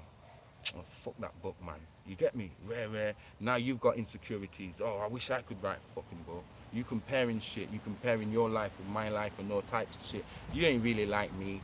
But now that you see me, that his energy throws up. His nature shows up. You understand?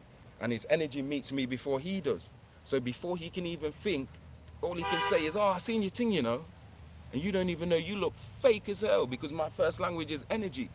And that's what I'm saying. If we learn how to read the energy and not only things what people say, but what they don't say, we're able to start seeing, hold on, you're a black fucking devil. I get it now. So for 20 years, I've been fucking about because half you niggas around me has just been like, yo, secret animosity, black dad. Yo, I would have died for some of you niggas. You understand what I'm saying? And the best ones do. The best ones is always the ones that die for a bunch of leave behind some crooks, man. Hold them to a standard. These people that you guys are watching, I keep telling you guys, yeah, when you watch my lives, come up with a question or don't watch me again. If you're just gonna watch me and you never put a question on the thread or add something, yeah, say that I missed something, and so I can see that we're interacting. Because right about now, even me, more time, the people that watch my lives are just consumers. I can count on my hand the people who are not consumers, who me and them actually interact and we add to each other. The way I add to them, they add to me. So all of this just sitting in the back, watching. What is it for? Do you understand what I'm saying? At least come up with a question. You can't have just processed all of this shit that I've just gave you. There's got to be something in your head that says, you know what? I don't get that. Can you please explain this bit a bit better, please? Or can you, I don't agree with this. I think this. Don't just watch people. I'm not just saying with me. I'm saying with me because if I'm going to tell you to do that with other people, I've got to tell you to do it with me. But I already do that. I tell you guys all the time. Fucking come up with questions and slap them on the thread because no question's a stupid question. The only stupid question is an unasked question. The one that you didn't ask. So if you've got any questions, slap them on the thread. And the same way, do it when you're watching other people. Fucking put questions on there, whether other people are questioning or not. Don't watch other people. Put your questions on there. Hold these people to account. Do you understand? Ask them the kind of questions that you think this is going to show me what type of nature he has or if he really has an understanding of it. Especially if you know. You already know certain stuff. Some of you already know. You don't need these content creators out here. You're watching just because of the goodness of your heart and stuff. But get in the war. We're at war, you know. We can't be sitting on the fence watching a war. Nobody sits on the fence in a war, you know. Everybody's got a role. Even the old woman's got a Kalashnikov or a pot to box somebody around the head if they're coming in her house. Yeah? We still out here partying every weekend and shit and shaking ass and all of this stuff. Sitting on the fence. You understand? Get into the war. It's an information war. It's a mental war. So that means I'm at war right now telling you this information. So I need your soldiers to question me. And then when you're satisfied, yo, let me share this shit. Shout out to you guys that do that. But I'm just reminding you, do that with these motherfuckers too. The Rashad Jamals and the fucking whoever else, the Isis Wisdoms, the Orions, do it with them. Question them. Call them out. Make them have to fucking hold them to a standard. Yeah?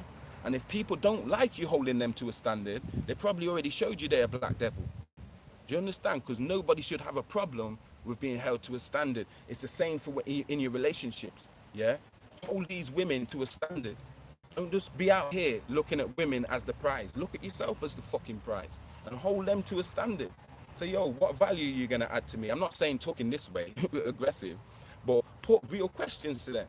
How is being with you going to add value to me? Show them how being with them, with you, is going to add value to them. Show them what you're going to add to them, what you intend, what type of relationship you intend to have with them and stuff. But hold them to a standard. Say, yo, I'm going to expect this from my woman. This is what I want in a woman. Not in an arrogant way, but say, yo, this is what I would like in a wife. Do you know what I'm saying? I want to hold out until I can find this type of commitment in a woman and whatnot. What are you understand what I'm saying? Like, we have to take accountability for this shit, man. Or we gonna die out here with all these black devils all around us and shit, man. This COINTELPRO shit, this shit go back to the 60s. This shit right now is in overdrive, man. It's not new. We're playing catch up, like 50, 60, 70 years catch up with these niggas. You understand?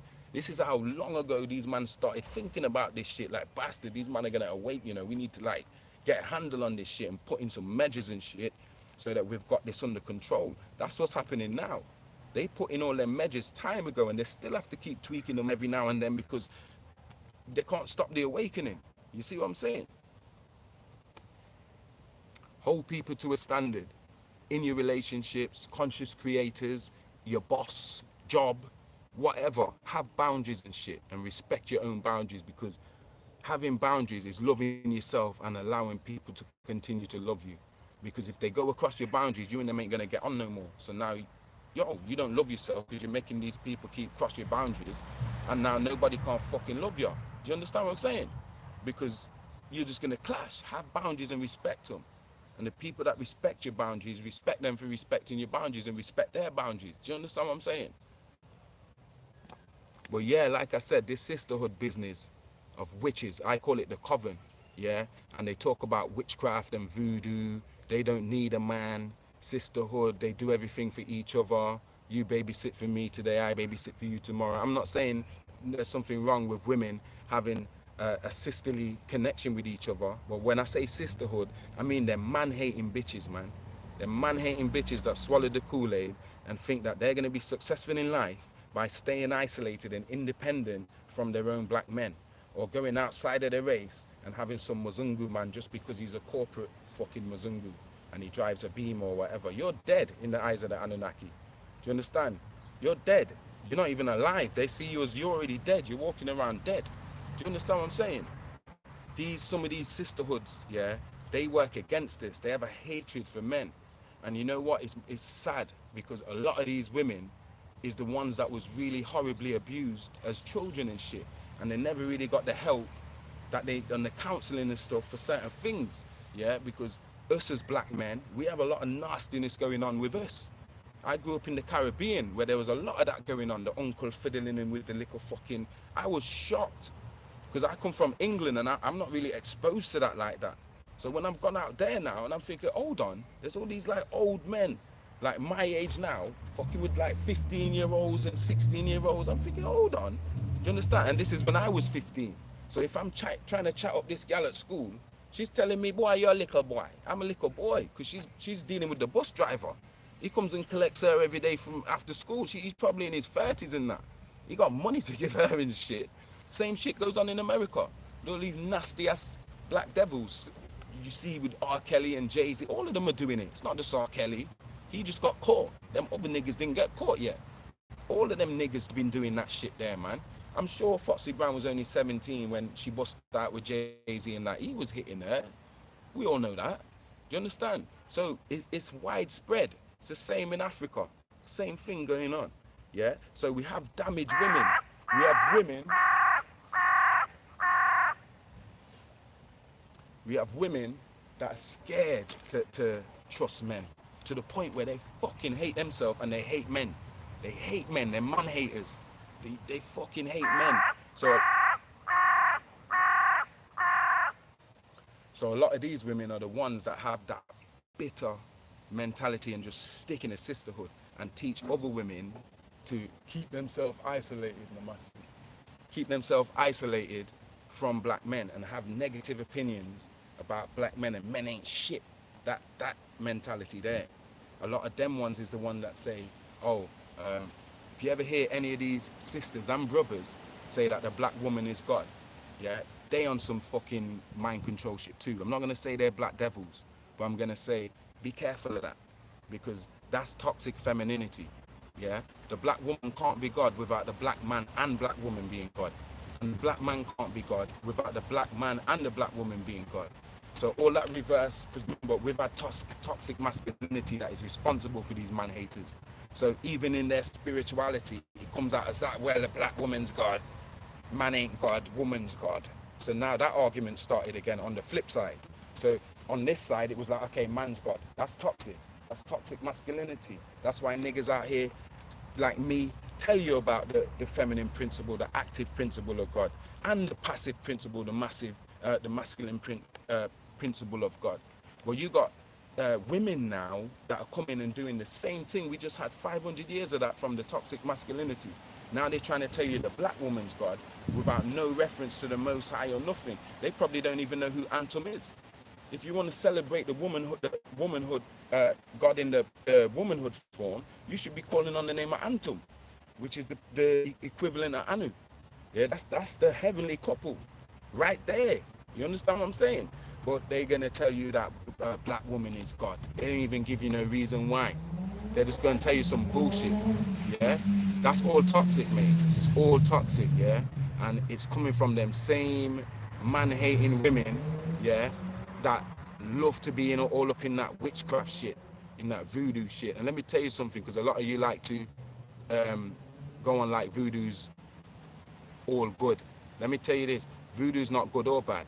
Yeah, voodoo shouldn't even be fucking played with, especially when you're talking about infringing on somebody else. You understand? That's, you understand what I'm saying? Leave it alone.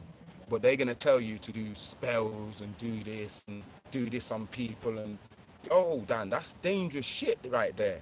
Yeah, yeah. I'm not gonna say we didn't have voodoo priests and shit. Like when we was at war, was like, yo, you gonna put some spells on these fucking Mazungus and that. Yeah, it's for a purpose like that. But when you start being in your community and just using it as an everyday thing, oh, I don't like that person, so I'm gonna do a spell on that person. Yo, there's bitches that will give you period blood stew. Remember, I told you that.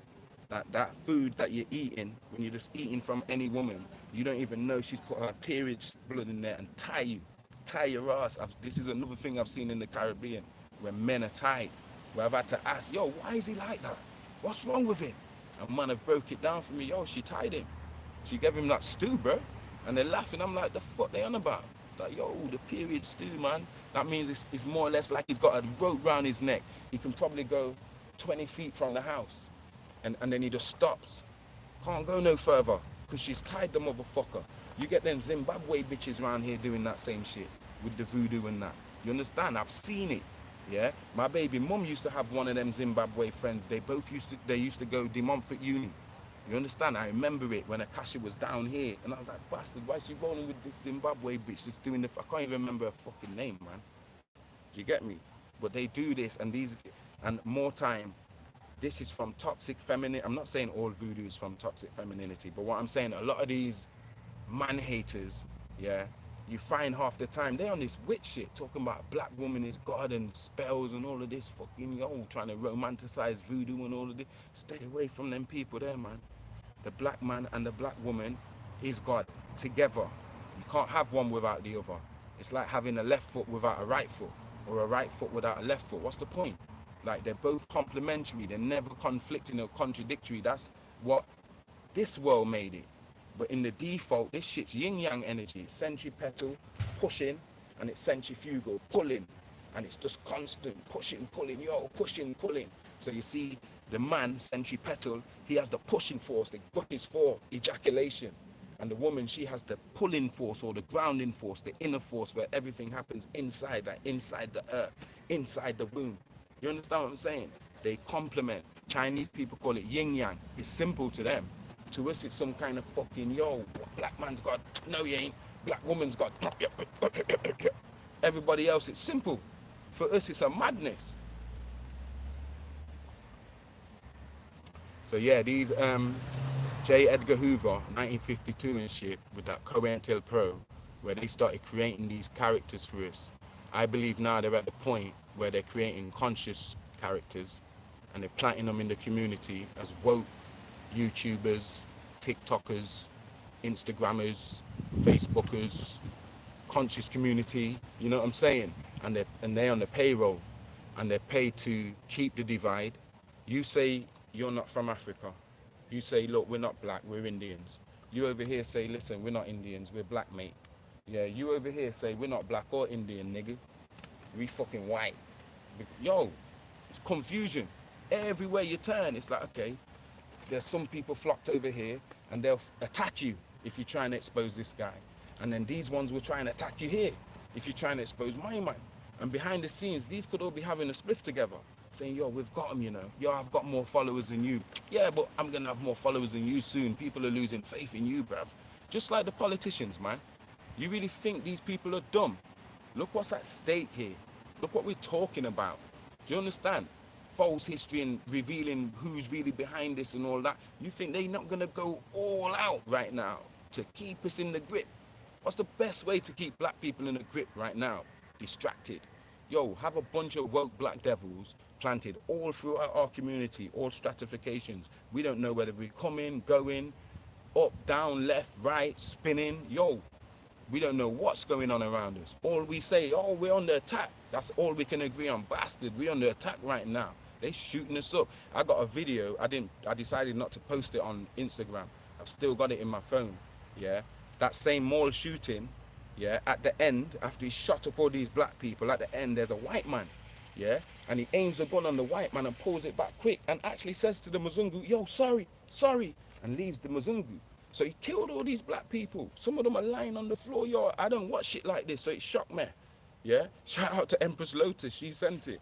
Yeah, yo, they shooting them in the head and stuff on the floor. And then the last one, there's a Mzungu man and he fucking, yo, on the floor. My man's like, he notices it's a Mzungu. And he pulls his gun up and says, yo, sorry. Like in a real, genuine, yo, I'm sorry. They must have told me, they must have told him, don't shoot no white people, just go and shoot niggas. Yeah? So he must have nearly shot a white guy and he's probably scared, bastard, I nearly shot a white man. He's like, sorry. Yeah, and he sounded young. And I was like, look at that, man, we being set up. We can agree on that. But all the stuff around, how did this happen and stuff, is what I've been giving you here, man. With this game changer, Blood Moon revelation. It don't give me the scroll of eyes, man. And talking to the Empress Lotus earlier, it made me see. Like, bastard, that was the meaning of that blood moon ritual when they're saying, oh, this is the rarest one and it's the last one out of 2 that's going to be in 2022. And there's something about it. And my daughter's birthday, and it's her 16th, and it's on the 16th. And I was like, nah, there's something about this. Even when I woke up, I'm like, what am I supposed to be seeing? And it's only when I spoke to Empress Lotus, the pieces came, and I'm like, yo, all that Black Devil live and shit, yeah? And they trying to tell me, look at this Rashad Jamal thing with new eyes, bro. Don't just see Rashad Jamal. Look at it now as if he is one of these black devils. And once I did that, I was like, oh shit. They planting these niggas in the conscious community. These dusty ass niggas jumping around, singing all of this Anunnaki shit and not knowing what the fuck they talking about, man. And we buying it. That's the most important part. A lot of us are buying these guys, man. You understand? We're buying it. You really think they will allow me to have a big following saying what I'm saying to you guys? Therefore, question any black man out there giving you what's supposed to be real knowledge, but he got 50,000 followers and he says anything he wants and there's no fucking comeback for him. Yo, watch them. And I'm not talking about just watch them one time and judge them. I'm saying perch yourself like that, Hawk, like I told Leafy, Empress Lotus. I said, right now I'm just perched. I'm like the hawk. I don't want to really judge no one. But I'm that hawk sitting in the tree watching every fucking thing. Do you understand? I ain't made a move yet. I'm watching everything. That's how we should be. Where we're watching for people to show us who they really are. Like, who are you? Show me who you are. And have that intention where you're not even looking with your 2 eyes no more. They just a bonus, yeah? You looking with your whole being, your whole soul. And scrutinizing these individuals. Begin with me if you want. Because I got shit to hide. You understand what I'm saying? I give lives to you guys from a box room.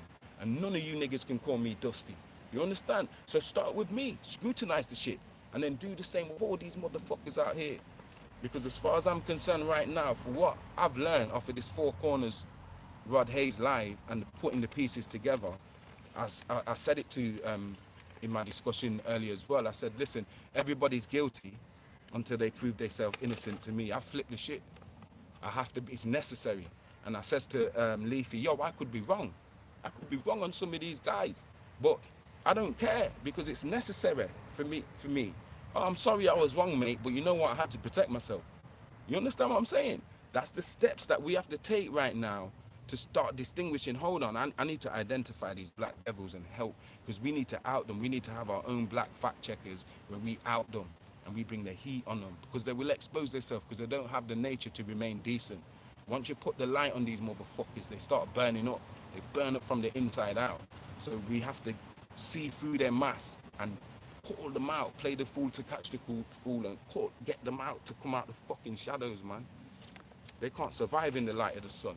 Why do you think I call my series In the Light of the Sun? Do you think all of this stuff's just coincidence? Nigga, I am Blade, killing these vampires out here. That's why they won't push my work, because that shit gonna shine the light on who these vampires really fucking are. And I ain't even wrote no new book since I've had these new updates. So imagine that. I can't wait to write 2, 3, 4 more new books. I don't even know what I'm gonna call them yet. I might just write Treasures in the Sand 2 one time on some next level shit.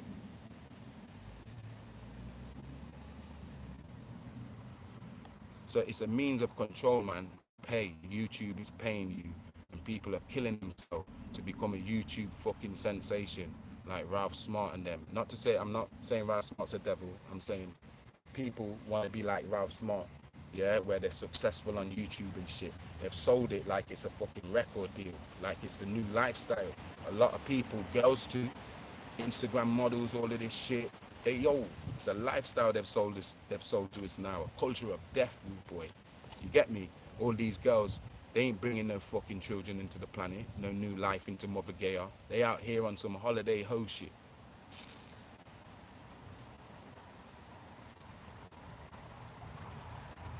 Yeah. Voodoo, yeah, when you're using it on people, yeah, that is no threat to you and shit, that's going against the will of the Most High, and you're going to pay for it.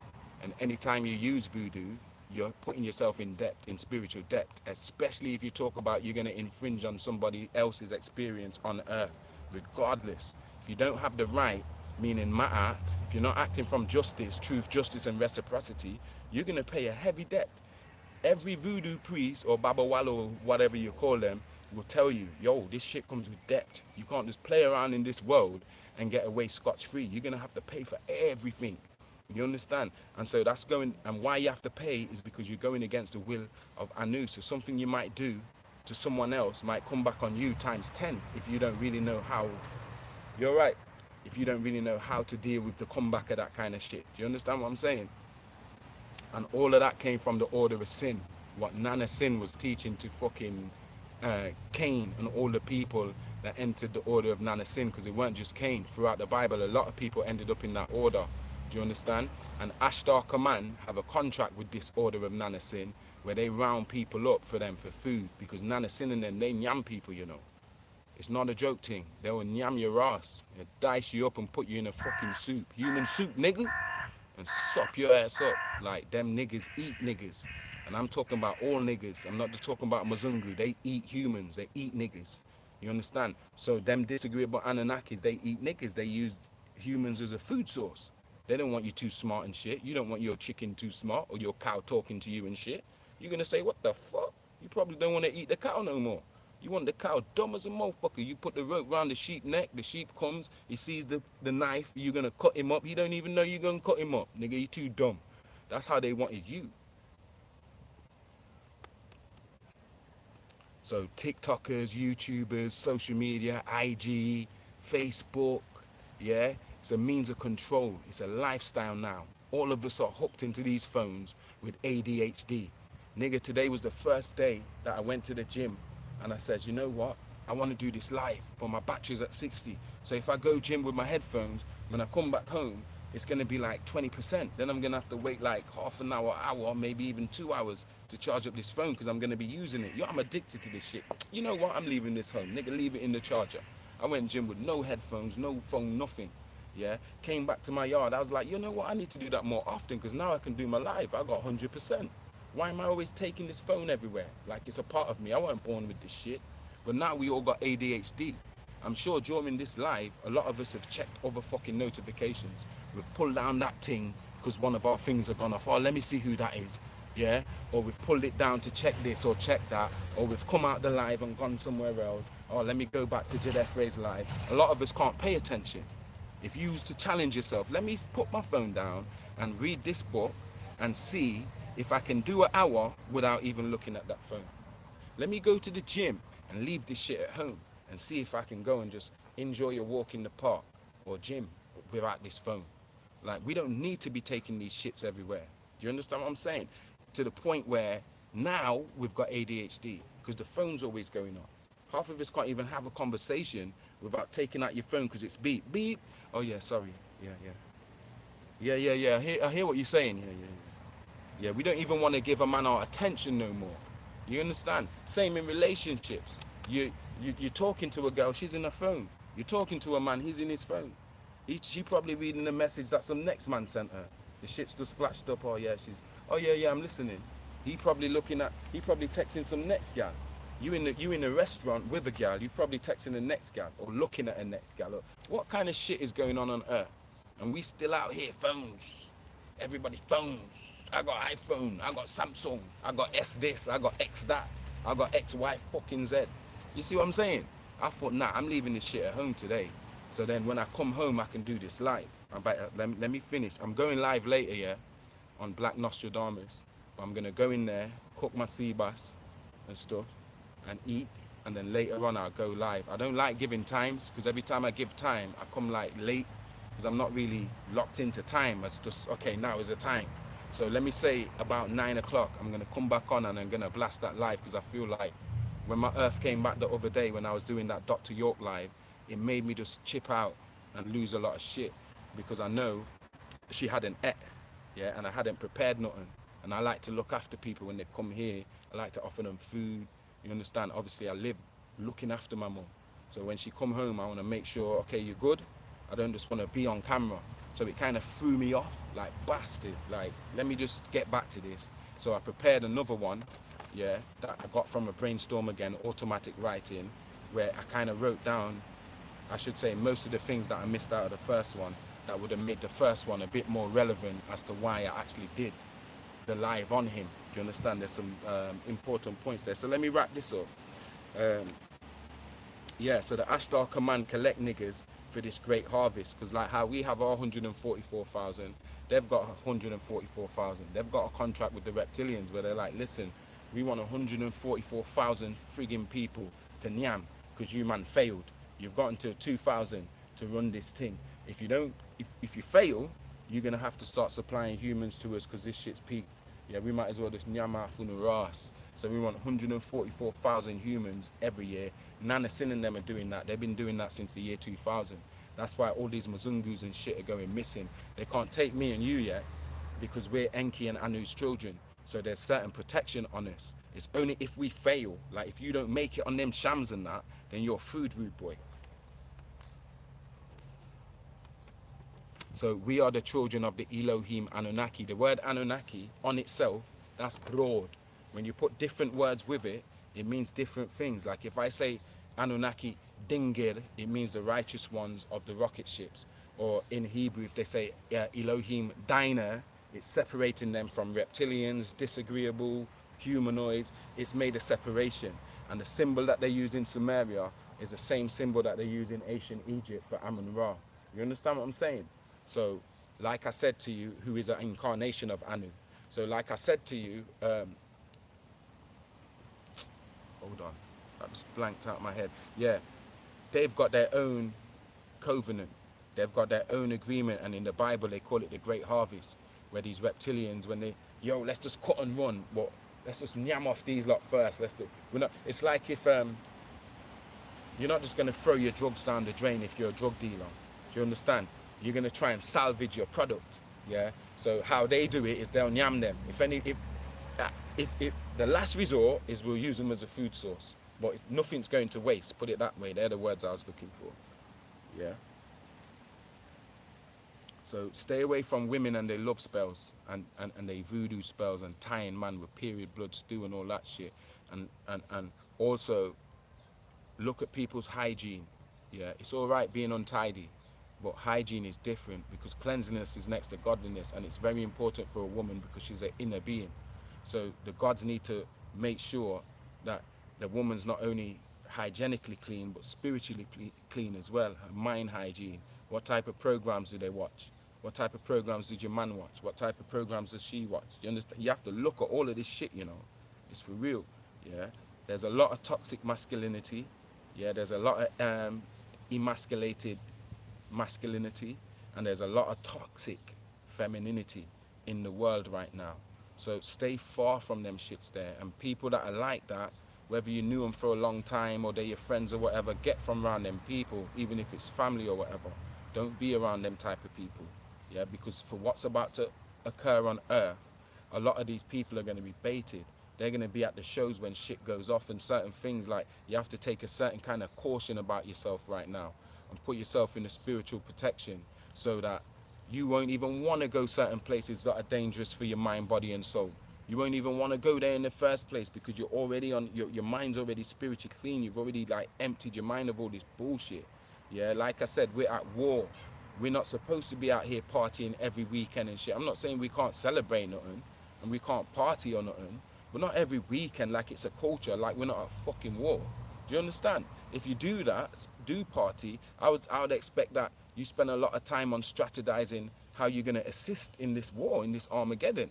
You don't just party. Do you understand? Yeah. All of that toxic masculinity breeds man haters. That's what it bred. And now we got a world full of man haters. There's a lot of women that don't even like men. And it's not just the women's fault. The fucking men's fault. Black men. How we've gone on. How we've played into these stereotypes and shit, man. You understand what I'm saying? So it's our time to clean up our act as well, man. It's not just about ripping down black women. It's about putting the light on ourselves and thinking, bastard, how can we change this default here? Because right now it's the default. Do you know how many black women I know around here from where I grew up, yeah, that just left and you don't even know where they are, or they just isolated somewhere. Like it's like, hold on, where the fuck is all these black women? You understand? They just nowhere. Every time you go gym and that, it's every other colour woman. There's loads of fucking white women to pick out of. There's loads of fucking, do you know what I mean? Where's all the black women in that? It's crazy. It's because we've been given this culture of isolating ourselves from each other. And it's all right to have friends as well, you know. Like every interaction with the opposite sex don't have to be a sex thing, you know.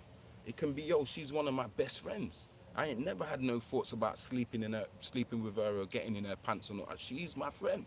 I've got girls like that. Where even when I'm single, I don't think, okay, which one of my friends can I fuck? There's men that do that. So they don't care about their friendships or nothing. They'll rather ruin that shit for one thrill, a night. To, yo, yeah, I had sex with her so we don't speak no more. Some people are not worthy of that. It's not every man that you interact with, ladies, that you have to sleep with him. And it's the same for the geezers. We don't have to be doing that. Like some of the best friendships you will get from the opposite sex. Don't watch that, you know. But in order to have that, you have to control your sexual urges, man. Because a lot of men haven't controlled their sexual urges. They still on that porn shit. Yeah, and they don't understand them opening up porn to the whole world has destroyed a lot of men. It's destroyed a lot of young men too. I'm talking about youths and shit, man. And girls. Destroyed them, desensitized them to sex.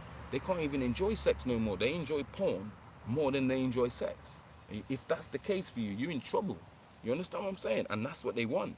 Because once you have impotent men, you ain't never gonna get these men to start no fucking revolution and make no changes, bruh.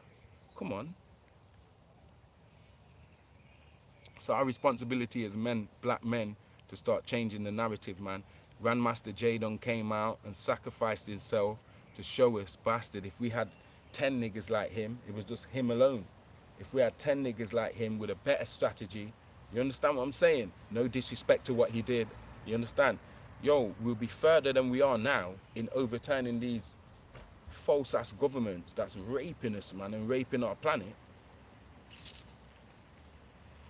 Communicate clear with people, and like I said, hold people to a standard. Don't be harsh on people, because the best people are the people that are harsh on themselves and soft on others. Well, what I'm saying is be critical in your thinking. Do you understand? And all you black women out there thinking, yeah, career, independence, and then you'll have a baby. Fuck that. That's the wrong way around. That's some Mzungu woman thing. You might as well go and bleach yourself out like Mzungu. Do you get me? Because you thinking like a Mzungu. You are here to add life and celebrate life on Mother Earth, which is life itself, Gaia. You get me? We're not here to ask permission to be in love or to ask permission to add life to the planet. We don't need no permission or no birth certificate or no marriage fucking certificate or none of that shit there. None of that shit matters. That's the matrix. You understand? So the point of my life is that that blood moon was to take down the veil on these black devils. Like, it's their time now. We've had enough about Epstein and Weinstein and fucking Ashkenazi Jews and Arabs and white people, pale-faced Mzungu. We've heard it all before. Now we got the Jews. We know who the fucking hidden enemy is, hidden in plain sight. It's the fucking black devils. And that shit lined up the information right with this blood moon because of all the blood that they've fucking spilled on this planet here. And we are going, just like the protocols of the learned elders of Zion says, it says in there, yo, we can't fucking let these humans know what are going, you know, because from the time they find out, they're gonna hunt us down, they shall give us no quarter. They're gonna hunt us down to our hiding places and fucking kill us all. That's what's gonna fucking happen because they know that shit. You understand? And now we're on to them. They must be shitting themselves. Saying, bastard, our cover's blown. They're getting closer and closer. They know it's black folk. Yeah. It's not even fucking pale face. Yeah. Yo, we on to them, man. Don't take your foot off their neck. Do your fucking research. And more importantly, do your research on yourself. You know why? Because you are the fucking book. Me and you, we're the fucking book. We don't need no Bible, no Quran or nothing. It's just a stepping stone to self-realization and rediscovery. And notice I said rediscovery. You understand? Because everything you're trying to be, we already are. Everything you're trying to be, that's what enlightenment is. You realize, bastard, I'm already enlightened. You understand? Yeah. So that's what I had to say to you guys. I'm gonna go because I think this battery is gonna go any minute, and it don't warn you. This is like 2 hours. It don't warn you. It just fucking shuts off, and then it's a madness to find this thing. Do you get me? Can shout out Dark Matter Plasma Light being yo man, respect. The waters in China was red too. Even the sky was red in China. Did you see that shit? The red skies in China. Yeah, it's a bit right now, man. That blood moon looked real nice from Portugal last night. I've got a picture from Portugal that captures it in all its glory. It's on my Instagram. It's really beautiful, but it showed me that right now we got the scroll of eyes on these niggas, man. And they spilt the blood of many a great man and woman in the history of this planet. Like, it's all them. They are responsible for every fucking death, murder, rape,